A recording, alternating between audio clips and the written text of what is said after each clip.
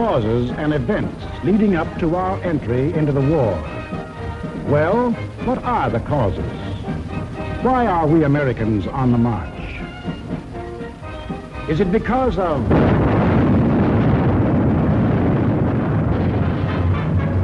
Pearl Harbor? Is that why we are fighting?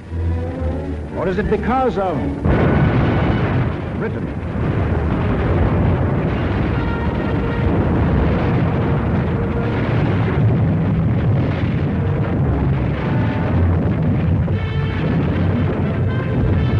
France?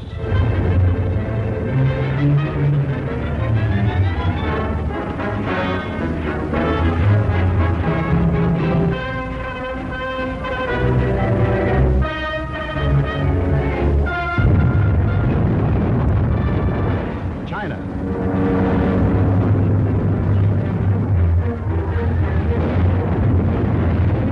Czechoslovakia.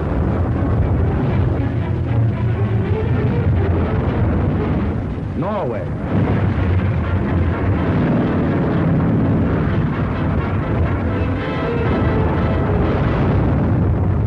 Poland.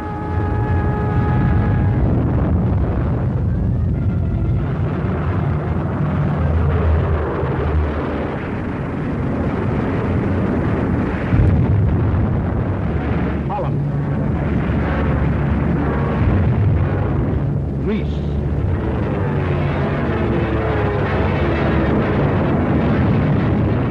Belgium. Albania. Yugoslavia. Or Russia. Hello, you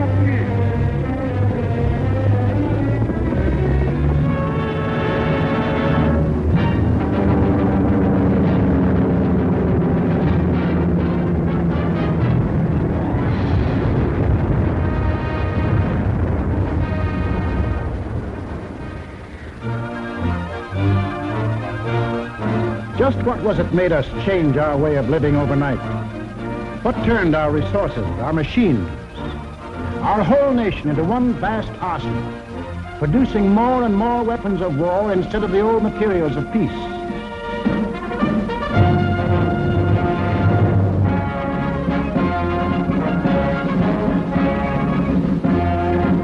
What put us into uniform, ready to engage the enemy on every continent and every ocean?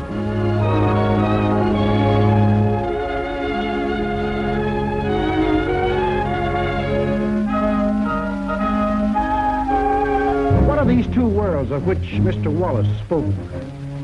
The free and the slave. Let's take the free world first. Our world. How did it become free?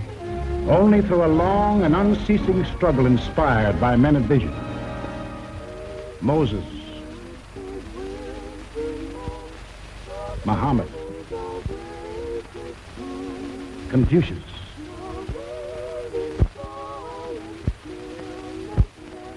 Christ.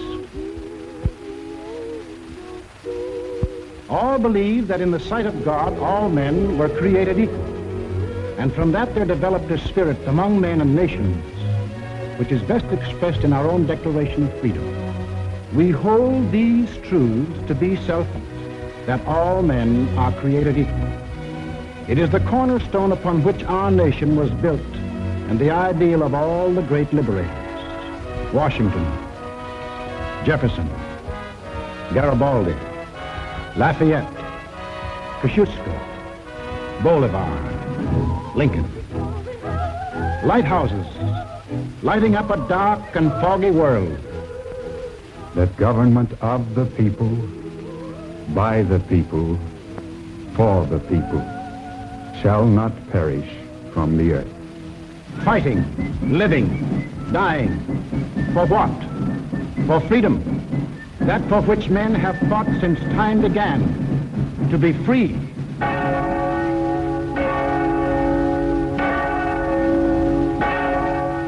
Is life so dear or peace so sweet as to be purchased at the price of chains and slavery?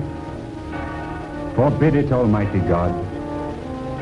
I know not what course others may take, But as for me, give me liberty or give me death.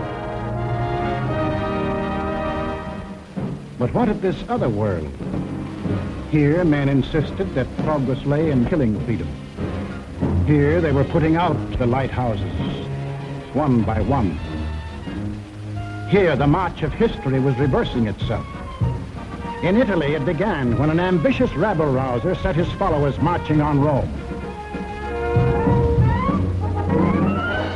The country, like every other country after the last war, was torn by political unrest, hard times, unemployment.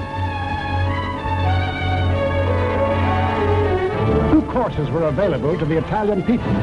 They could solve their problems in a free, democratic way, or they could let someone else do the solving for them. They made the tragic mistake of choosing the second course. They put their trust and faith in this one man. They believed he represented them. Actually, he planned to betray them for the selfish interests of himself and the group back of him, just as he had earlier betrayed those who first supported him. In Germany, another and even more forceful demagogue set his followers marching from the Munich beer hall. He too had the sinister opportunity to take advantage of post-war chaos.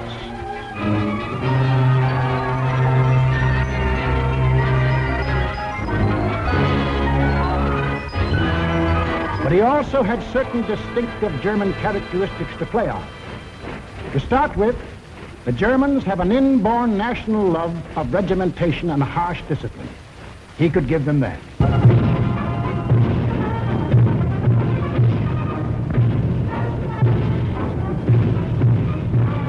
The German army, and through them the people, had never acknowledged German defeat in the last war and were anxious for revenge.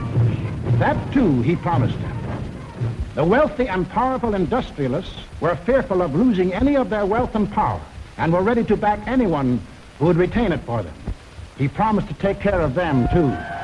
This man cunningly played all these ends against the middle and ruthlessly set out to murder the newborn German Republic. As the will of the emperor, and to the Japanese people, the emperor is God. Taking advantage of their fanatical worship of the god emperor, it was no great trick to take away what little freedom they had ever known. Yes, in these lands, the people surrendered their liberties and threw away their human dignity.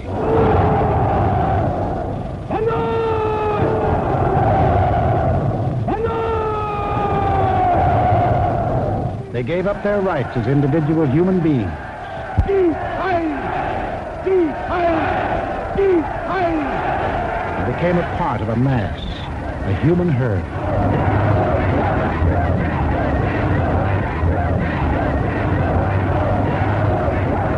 Although these countries were far apart and different in custom and in language, the same poison made them much alike.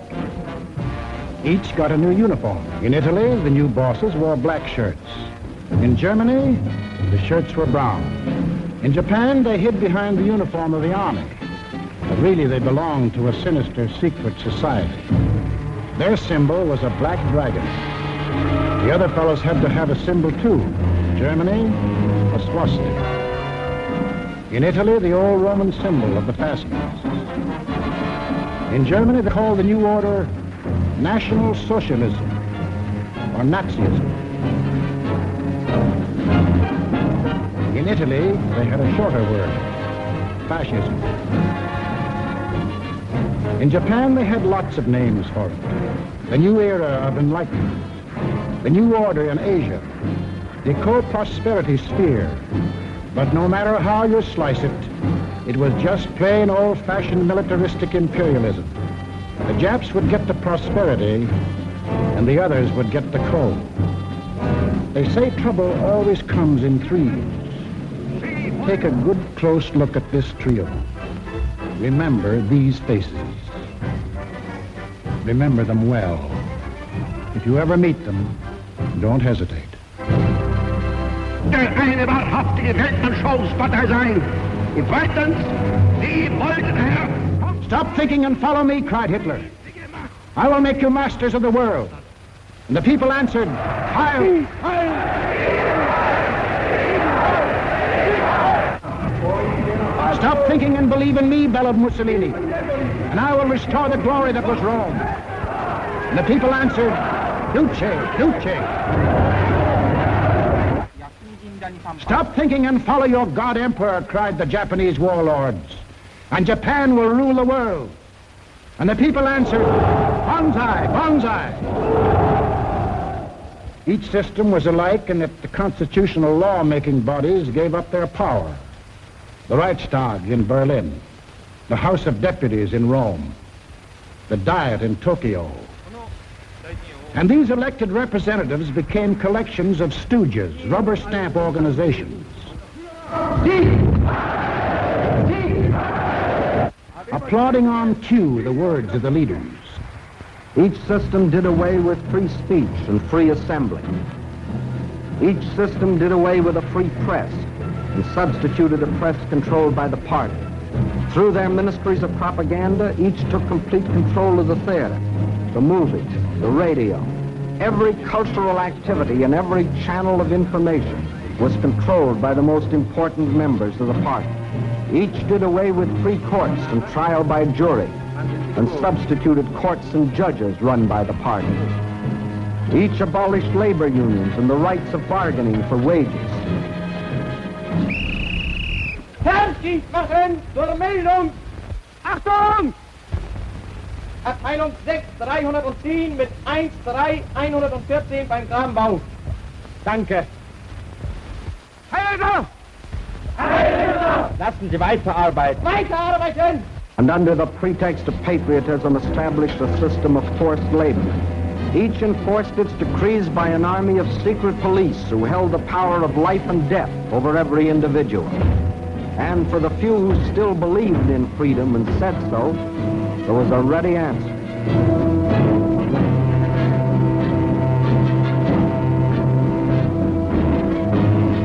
Con una mazza si può imporre silenzio ai più grandi intelletti del mondo. The greatest intellect in the world can be silenced with this. That is an exact translation of the words these black shirts cheer so lustily. Ich sage nur so viel, wenn ich das Wort Kultur höre, dann greife ich schon nach meinem Revolver. Whenever I hear anyone mention the word culture, the first thing I do is reach for my gun. Yes, they had the answer. The blackjack and the gun.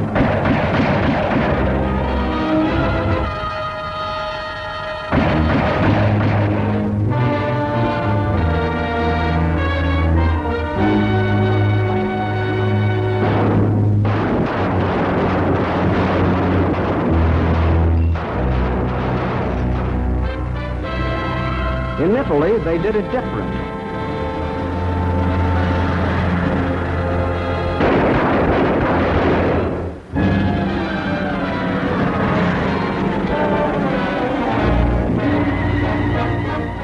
While in Japan,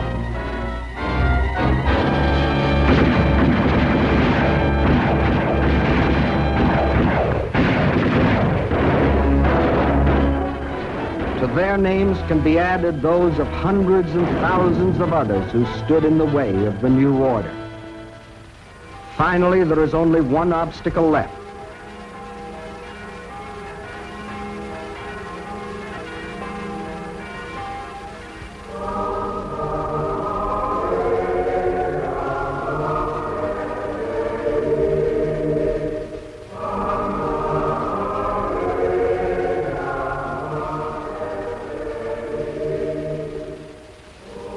The word of God and the word of Führers cannot be reconciled.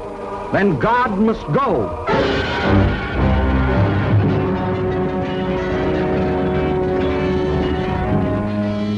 I am absolutely clear in my own mind, and I think I can speak for the Führer as well, that both the Catholic and Protestant churches must vanish from the life of our people. Thus spoke Dr. Alfred Rosenberg. And if you have any doubt that he spoke for his Führer, here's what happened.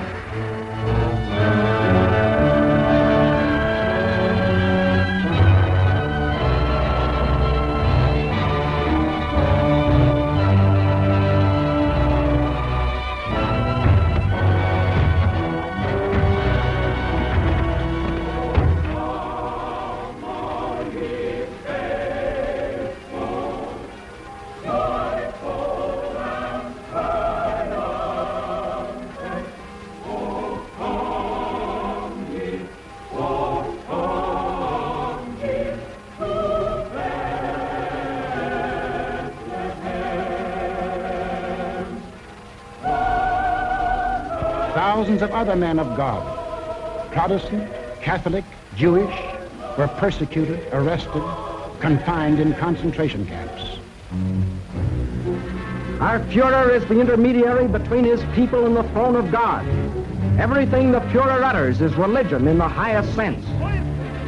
It is only on one or two exceptional points that Christ and Hitler stand comparison, for Hitler is far too big a man to be compared with one so petty.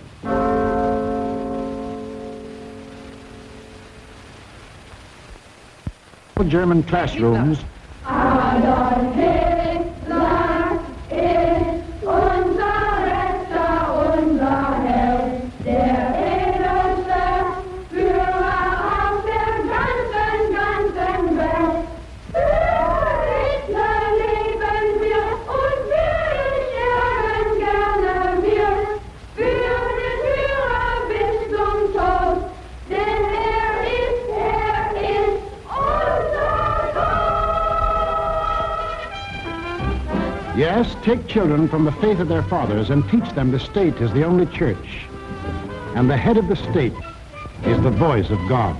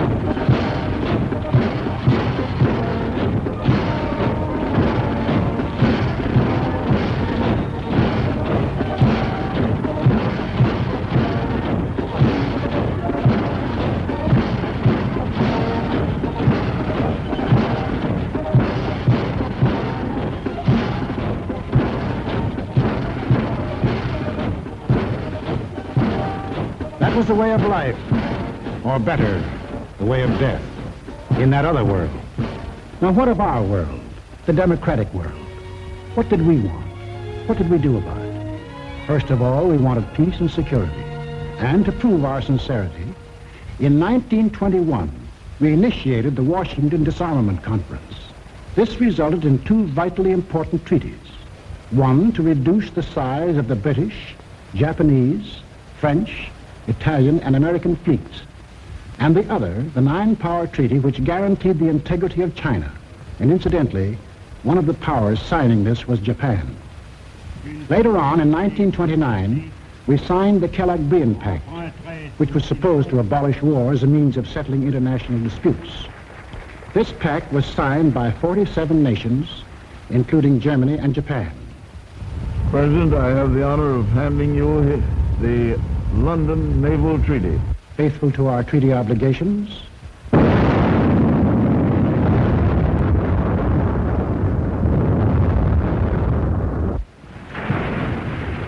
we scrapped more than 60% of our naval tonnage, and our army was reduced to a standing force of 136,000 men, smaller than that maintained by the little state of Romania.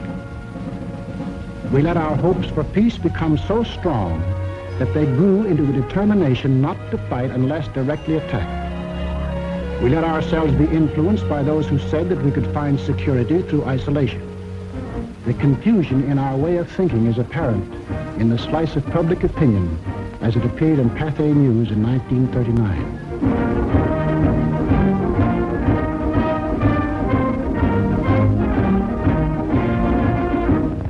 Another war, not for me. This time America should keep out, and I know I will. If war breaks out in Europe, I think that this country should heed the advice of its first president and avoid all foreign entanglements. I haven't the slightest idea of European affairs. In the event of war in Europe, I think we should stay out of it entirely. And all our efforts should be made to keep out of the fight. Let Europe fight her own battles. They mean nothing to us. We should mind our own business. By all means, no. Yes, fight. No. No. Yes.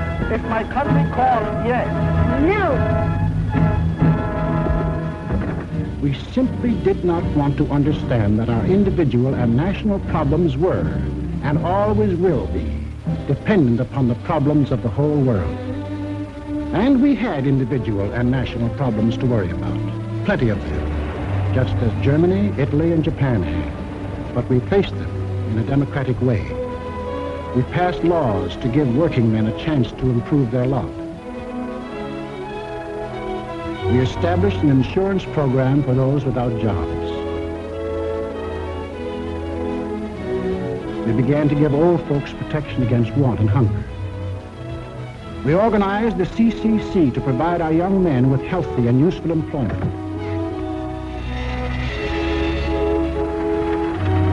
A federal works program came into being and changed the face of our nation with new roads, bridges, schools.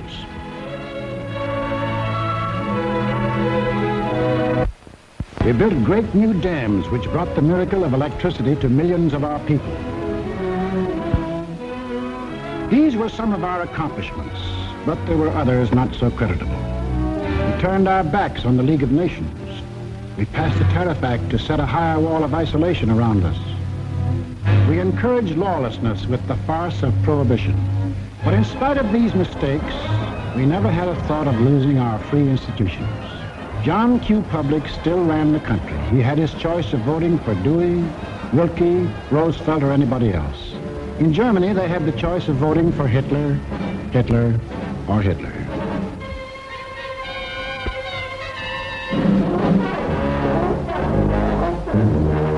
Over here, John Q. still read what he pleased. And although he heard of books being burned in other countries, he would have laughed if anyone had told him his books would ever be burned.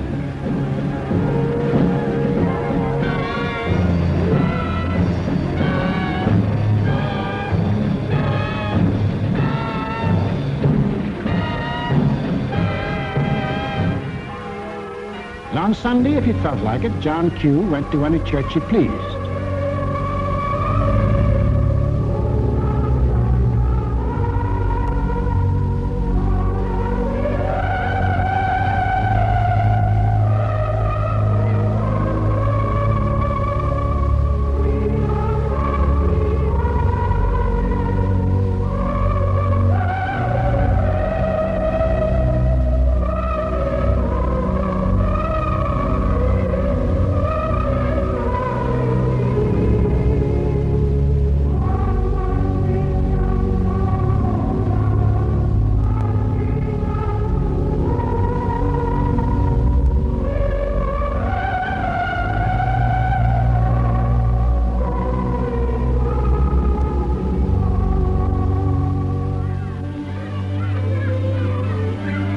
most of all, he got a kick out of seeing his kids grow up.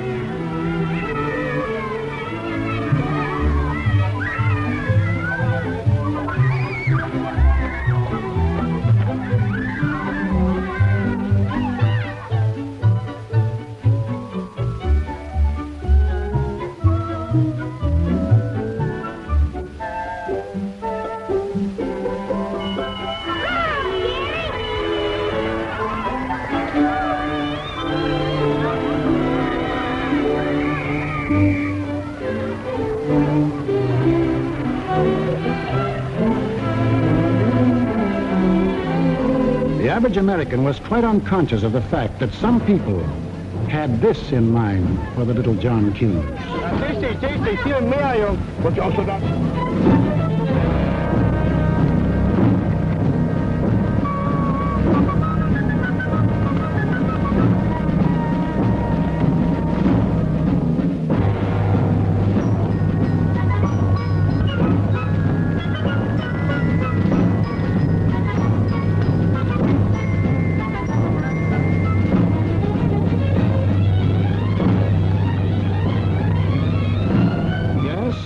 Children were being trained to kill, John Q's kids were giving their pennies to help them have life.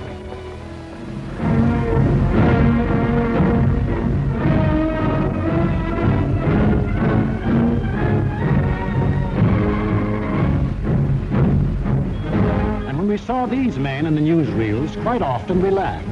To us, they looked like characters in a musical comedy.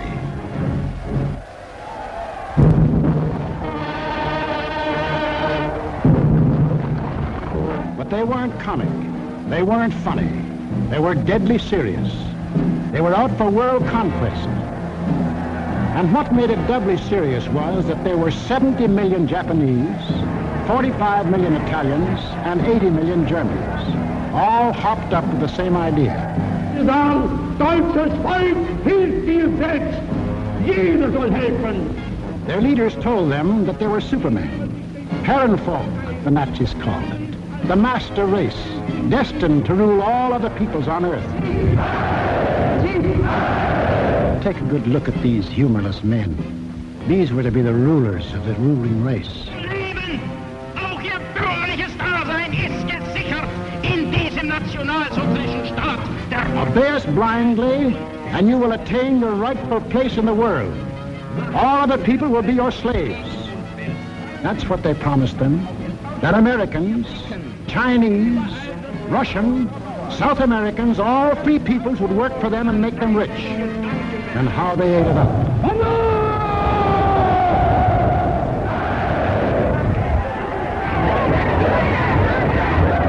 We shall restore the glory that was Rome. Today we rule Germany. Tomorrow the world. The Pacific is ours. It was inevitable that these countries should gang up on us. The little fellow is our pal, Kurosu, who smiled his way into our hearts in December 1941. Here he and his friends are busy carving up the world in advance, staking out their claims. Take a good look at these claims. Here was the Italy that Mussolini took over in 1922. And almost his first act was to tell the Italians they were the rightful owners of Corsica, Nice, Savoia, Albania, Tunisia, Ethiopia, and a land corridor linking it with Libya. Later on, he had an even bigger dream. The old Roman Empire as it existed nearly 2,000 years ago. To dominate all the lands adjoining the Mediterranean. Mare Nostrum. Our sea, they called it, just as the ancient Romans did. As for the Japanese, they had some ambitions too. By 1920, they had grabbed off Formosa, Korea, and the southern half of the island of Sakhalin. Then Baron Gishi Tanaka, the prime minister, carefully set down Japanese aims in a document called the Tanaka Memorial. It was presented to the emperor July 25th, 1927.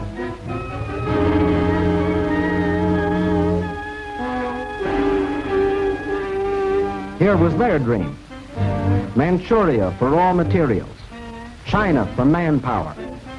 Then a triumphant march through Indochina, Siam, Burma, India, the East Indies, and on through Australia and New Zealand. And in the north, all they claimed was that part of Russia east of Lake Baikal. That was to be the new order in Asia. Then the Japs would move eastward to crush the United States and really start their co-prosperity sphere. Now take a look at the bite the Nazis reserved for themselves. Here's the Germany Hitler walked into, and here's what he wanted. First, Europe under his complete political or economic control, leaving Mussolini a share of the loot if he behaved himself. Then the drive to the east, through the rich oil lands of Iran and Iraq, into India. Another push south through Africa. Then from Dakar, jump off to meet the honorary Aryans who were to move in on South America through the Pacific. At the same time, start across from the Scandinavian countries to hook up with his buck-toothed pals coming over from Siberia to join in the conquest of the United States. There it is, gents. All they left us was Shangri-La. And they'd claim that, too, if they knew where it was. If they had a chance, listen.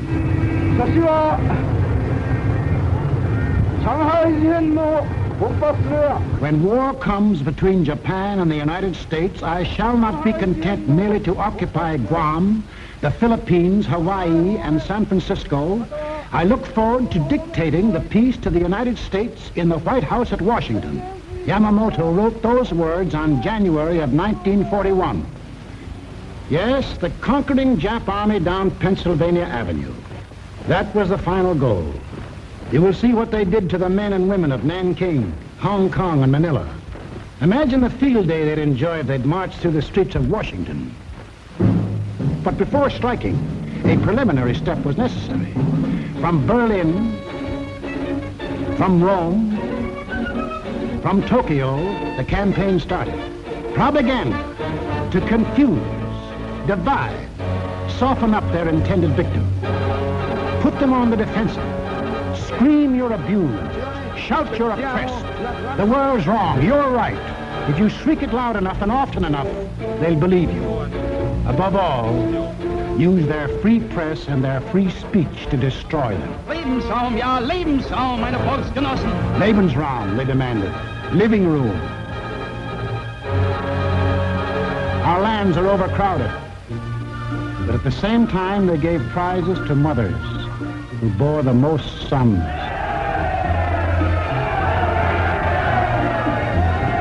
They brought together large groups of young men and young girls for human breeding. Read what one of their leaders wrote.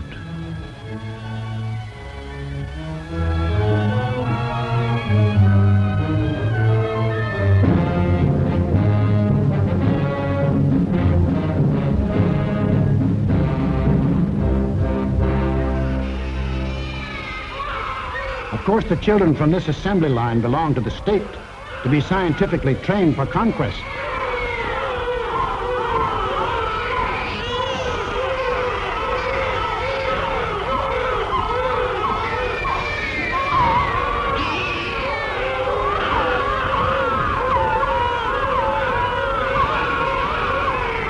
Another howl was the lack of raw material.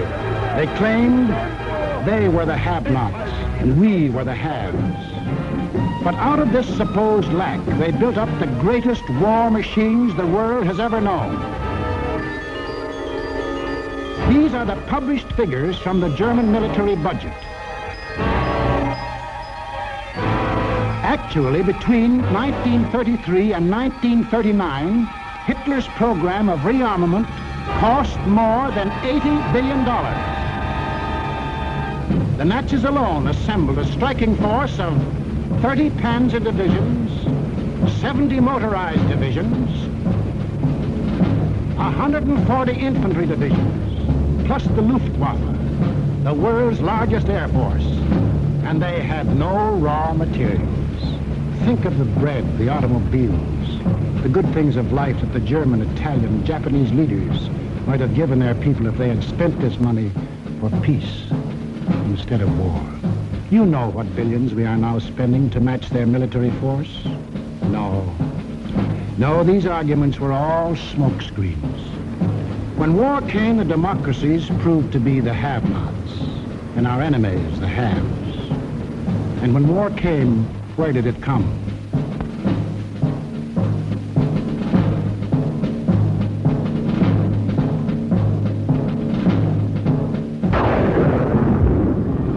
Remember that date, September 18th, 1931.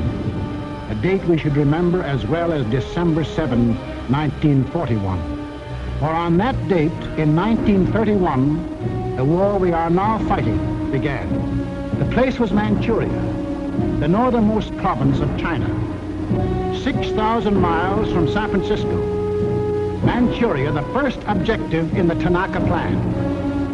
By September 18th, the Japanese, who by treaty patrolled the southern Manchurian Railway, had secretly and illegally increased their garrisons. On the Korean-Manchurian border, an entire Japanese army was assembled, conveniently equipped for a winter campaign. All they needed was an excuse. They made their own. At 10:30 that night, just after the Mukden Express had passed by, a section of track was dynamited, causing damage to one rail and 2 fish plates. Japan's honor had been violated. Within half an hour, the Japanese railroad garrison launched a coordinated attack on the barracks of the sleeping Chinese army at Mukden. The slaughter was appalling. By midnight, the conveniently placed Japanese army poured across the Korean border, and the first open act of aggression, the invasion of Manchuria, was on. In 4 days, they had occupied the whole of southern Manchuria, and shortly after, the whole country. Manchuria became Manchukuo, a puppet state with an obedient stooge on the throne, Henry Puyi, a weakling whom the Japanese had prepared for the job with 7 years of women and song. In Washington, Henry L. Stimson, then Secretary of State, now Secretary of War, sent out a blistering denunciation of the attack. The League of Nations sent a committee of 5, headed by Lord Lytton and including our own General Frank McCoy, to Manchuria to investigate. In October of 1932, the committee issued its report. We found that the Japanese occupation of this large part of China was not justified on the ground of self-defense, and that the new state which had been set up was a Japanese protectorate rather than a genuine case of Manchurian self-determination. Shortly after, the League condemned Japan as an aggressor nation. À son Excellence, Monsieur Matsuoka, délégué du Japon. I call on His Excellency, Monsieur Matsuoka, delegate of Japan.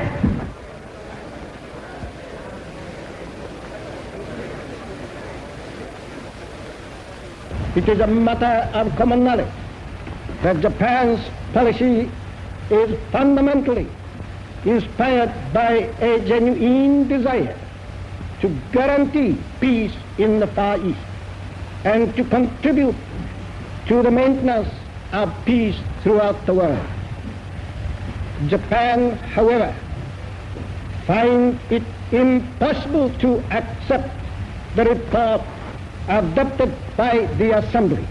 In answer, the Japanese delegates, knowing there were no guns behind this condemnation, smiled, took up their briefcases, marched out of the League. More than Manchuria was dead. Collective security was dead. The green light had been given the aggressors. We and the rest of the world knew that these aggressors should be stopped and punished. But we were unwilling to make the necessary sacrifices to back up that opinion. It was impossible to convince a farm boy in Iowa, or a driver of a London bus, or a waiter in a Paris cafe that he should go to war because of a mud hut in Manchuria. Yet the subsequent course of history makes it clear that that incident, so many miles away, is one of the main reasons that you and millions of others are in uniform today. The Japs had Manchuria. Phase number 1 of the Tanaka Plan was completed.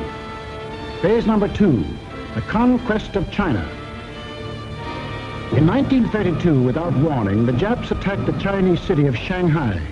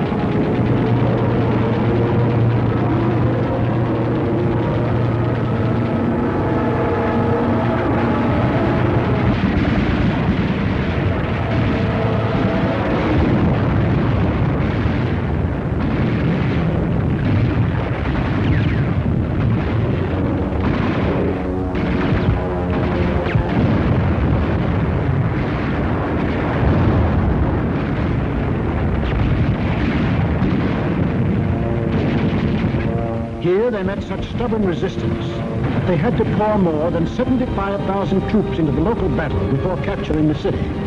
This resistance made them decide to shift their campaign to the north, and in 1933 they added the province of Yehol to Manchuria. Yes, the Japs launched the second phase of the Tanaka Plan, but they had yet to finish it. A united nation stands against them. Under the inspired leadership of General Chiang Kai-shek, the Chinese people fought and still fight on. Meantime, what of Japan's partners? What helpless people were they planning to bomb, slaughter, drive into slavery? Hitler was not yet ready, but Mussolini was. Mussolini had to be. His people were growing restless. Fascism hadn't produced the heaven on earth that he had promised them. So he pulled the old trick of launching a foreign war to divert attention from troubles at home. So Mussolini beat his chest like Tarzan and looked around for a worthy foe. He found one, Ethiopia. A good country for the beginning of a glorious empire. Its army had no machine guns. Its army had no tanks. Its army did have an air force. Exactly one old airplane. One airplane against the nation which had developed a new theory of total air war. Of the blitz which would wipe out cities, destroy civilians, men, woman, and child. In October of 1935, following the Japanese example, an incident was provoked at the little settlement of Wall near the border of Ethiopia and Italian Somaliland. Italy's honor had been violated. Refusing any arbitration, Mussolini moved the whole might of his army through the Suez Canal to overrun the undefended country. Ethiopia's emperor, Haile Selassie, appeared before the League of Nations.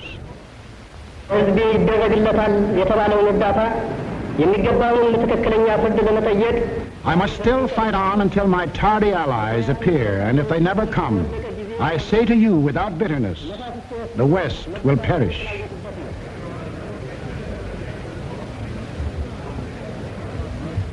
Members of the League half-heartedly stopped trading with Italy, but refused the only thing that will stop any aggressor: force. Ethiopia was left to herself. Native leaders came to pledge their allegiance.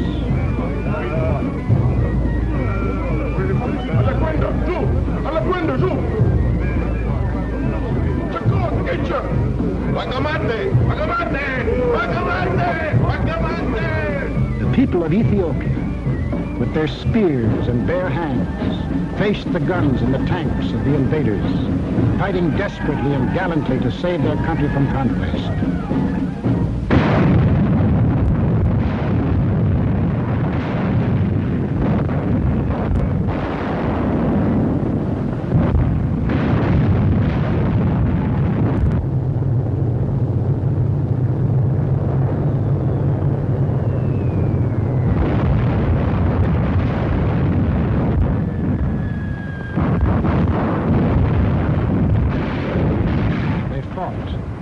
And they died.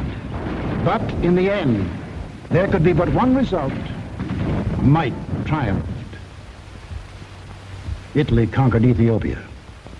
Many of our elected leaders warned us of danger.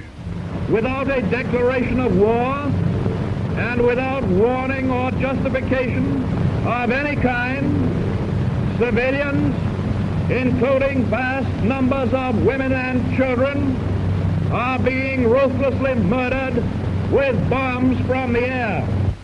But we were still hypnotized by the fact that two broad oceans stood between us and the rest of the world. We didn't realize that the time when months were needed to span these oceans was ended, that the steamship had cut these months to days, and that now the whole Earth's surface could be covered in the space of hours. Yes, we were a nation that wanted peace. But we hadn't yet learned that peace for us depends on peace for all.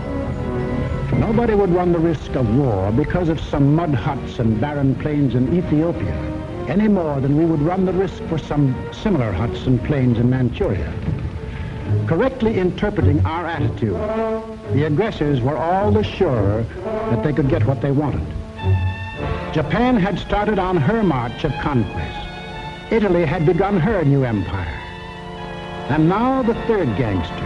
What about him? We'll take him up in our next film and show how he joined his partners and put in his bid. For this is what we are fighting. Freedom's oldest enemy. The passion of the few to rule the many. This isn't just a war. This is the free people's life and death struggle against those who would put them back into slavery. The free peoples of America and Britain, of Russia and China, of Canada, Australia, and all the 30 United Nations that have sworn that man shall still remain free.